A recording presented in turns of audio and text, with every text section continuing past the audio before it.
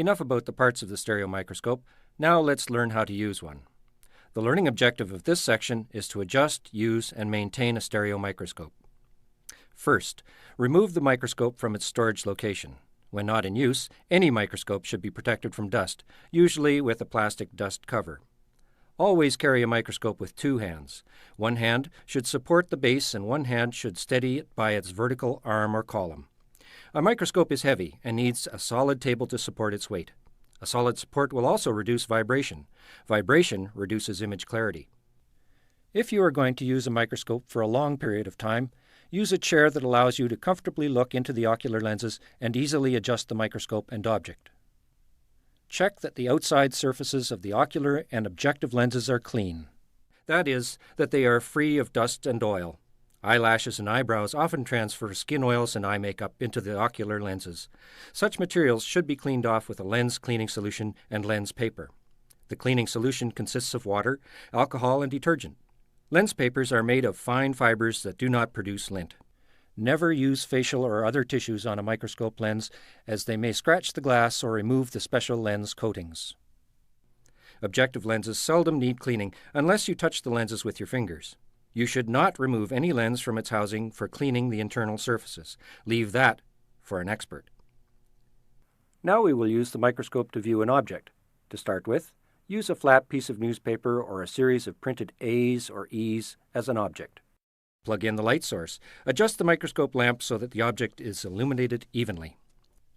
Move the objective lens with the lowest magnification into position. The lowest objective lens is labeled with the lowest number, in this case 6.4. Look into the objective lenses and move your head up and down until you see the largest image. If you use eyeglasses, you may choose to wear them or remove them.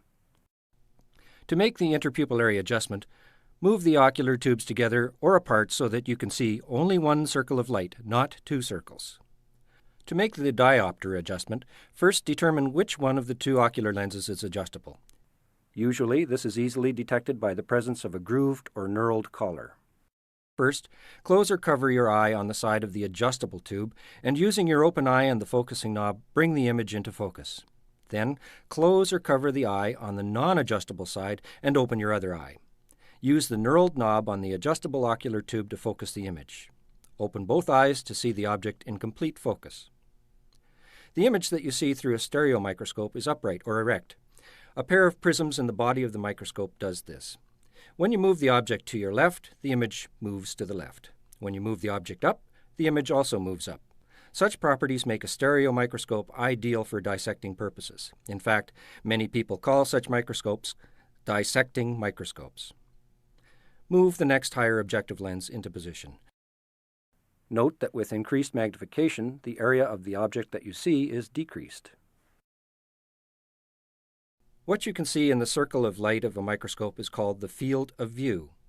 The size of the field of view decreases with increased magnification. The learning objective of this section was to set up, adjust, and use a stereo microscope. This included cleaning the external surfaces of ocular and objective lenses, adjusting the light, adjusting interpupillary distance, setting diopter adjustment, and focusing.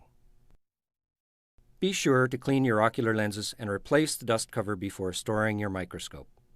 The major disadvantage of stereo microscopes is that they are normally limited to magnifications of about 50 times.